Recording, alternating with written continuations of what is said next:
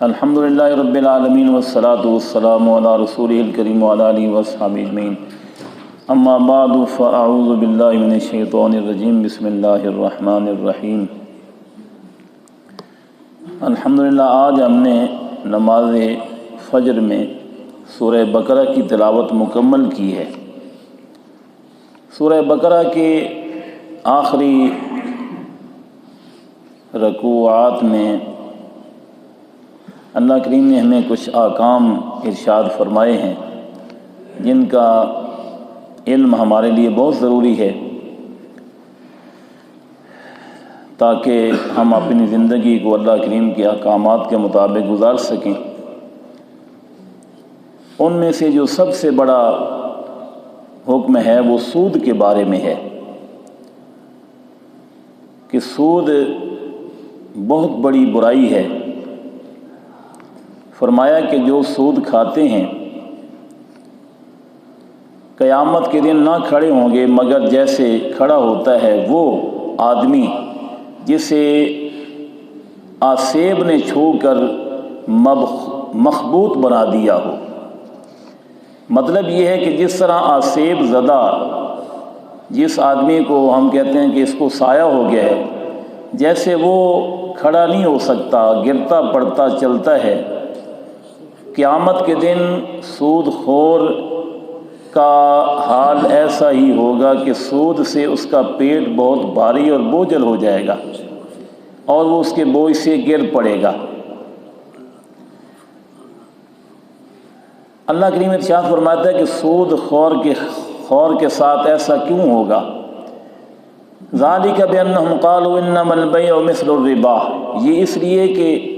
اس نے کہا کہ بے بھی تو سود ہی کی مانند ہے۔ ہم بے کرتے ہیں، خرید و فروخت کرتے ہیں، اس سے بھی تو نفع حاصل ہوتا ہے، سود سے بھی نفع حاصل ہوتا ہے، تو سود اور بے دونوں ایک جیسے ہیں۔ یعنی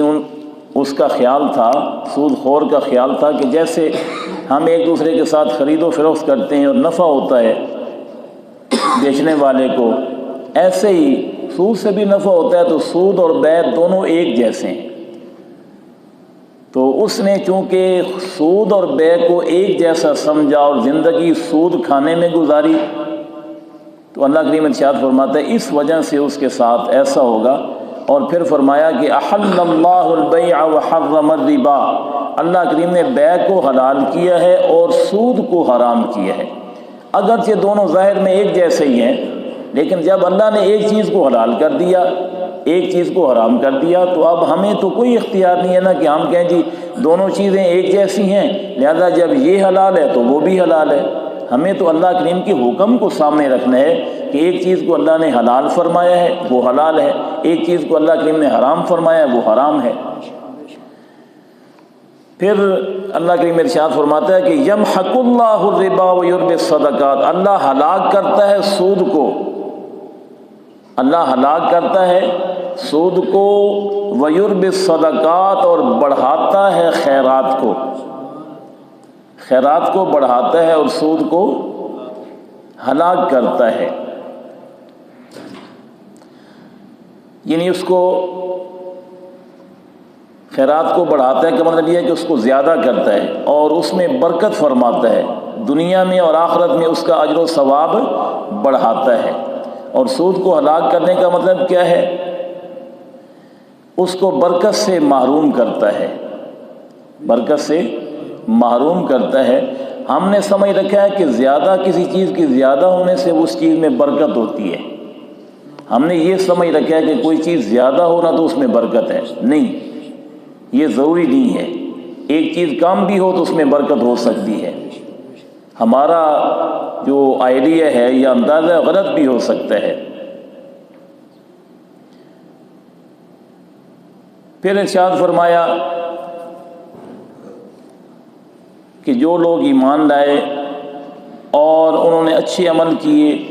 نماز قائم کی، زکوٰۃ ادا کی، ان کا اجر ان کے رب کے پاس ہے، نہ ان پر کچھ خوف ہوگا اور نہ وہ غمگین ہوں گے۔ یہ عام مسلمانوں کے بارے میں فرمایا جا رہا ہے، اور یہاں پہ مفسرین کرام فرماتے ہیں کہ اللہ کے ولیوں کے بارے میں بھی ایسا ہی فرمایا گیا ہے۔ الا ان اولیاء اللہ لا خوف علیہم ولا هم یحزنون، کہ خبردار جو اللہ کے دوست ہیں ان پر نہ کچھ خوف ہوگا اور نہ وہ غمگین ہوں گے۔ تو ولی ہونا تو ایک بہت بڑا مقام ہے۔ یہاں پہ فرمایا جا رہا ہے کہ عام مومنین جو ایمان لائے، انہوں نے اچھے عمل کیے اور نماز قائم کی اور زکوٰۃ ادا کی، ان کے لیے بھی یہ انعام ہے کہ ان پر نہ کچھ خوف ہوگا اور نہ وہ غمگین ہوں گے۔ یعنی عام مومنین متقی جو ہیں وہ بھی اللہ کے ولی ہوں گے، وہ بھی اللہ کے ولی ہوں گے۔ پھر ارشاد فرمایا اے ایمان والو اللہ سے ڈرو اور چھوڑ دو وہ سود جو باقی رہ گیا ہے۔ یہ اس وقت کی بات ہے جب سود حرام ہوا۔ پہلے سود کا لین دین لوگوں کے درمیان چل رہا تھا، جب سود کی حرمت کا حکم نازل ہو گیا تو اب اللہ کریم نے فرمایا ایمان والو اب چھوڑ دو وہ سود جو باقی رہ گیا، جو تم نے کسی سے لینا دینا تھا نا، اب اس کو چھوڑ دو اگر تم مومن ہو، اگر تم، یہ اس وقت کی بات ہے۔ اور آج بھی اگر کوئی مسلمان یہ مطلب کہ غلط دھندا کرتا ہے اس کو غور کرنا چاہیے کہ اللہ کریم اس وقت فرما رہا ہے جب سود کی حرمت کا حکم نازل ہوا کہ جو کچھ بھی تمہارا پہلے لین دین تھا نا اس کو اب چھوڑ دو، اب کسی سے لینے کی گنجائش ہے، ہاں جو تم لے چکے ہو وہ تمہارے لیے معاف ہے، وہ تمہارے لیے۔ اب کیا ارشاد فرمایا فَإِن لَّمْ تَفْعَلُوا فَأْذَنُوا بِحَرْبٍ مِّنَ اللَّهِ وَرَسُولِهِ، اگر ایسا کرو گے یعنی کہ اب بھی لینا دینا جاری رکھو گے، حرمت نازل ہونے کے بعد بھی لینا دینا جاری رکھو گے تو پھر کیا ہے، یقین کر لو اللہ اور اس کے رسول سے لڑائی کا، یعنی تم اللہ اور اس کے رسول کے ساتھ جنگ کر رہے ہو، تم اللہ اور اس کے رسول کے ساتھ، یعنی کہ جو سود کا کاروبار کر رہا ہے نا آج بھی، اور اس کو مطلب کہ وہ چس لے کے کر رہا ہے، نعوذ باللہ، کوئی اس کو فکر نہیں ہے، تو وہ سمجھو اللہ اور اس کے رسول کا دشمن ہے،